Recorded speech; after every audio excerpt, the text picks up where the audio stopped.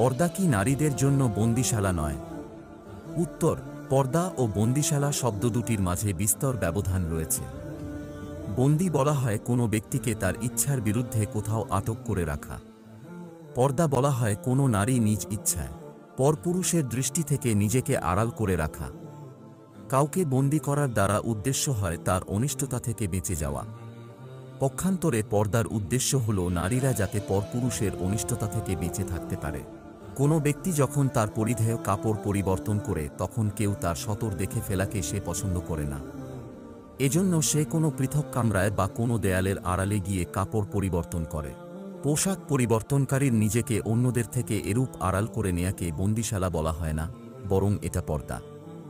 সুতরাং বোঝা গেল, বন্দী হয় অনিচ্ছায় আর পর্দা হয় স্বেচ্ছায়, সন্তুষ্ট চিত্তে। মানুষকে তার অপরাধের সাজাস্বরূপ বন্দী করা হয়। পক্ষান্তরে পর্দা করা হয় আল্লাহ তাআলার পুরস্কার লাভের জন্য। সুতরাং নারীরা পর্দায় থাকার দ্বারা বন্দী হয়ে যায় না, বরং হাজারো ফিতনা থেকে স্বাধীনতা লাভ করে।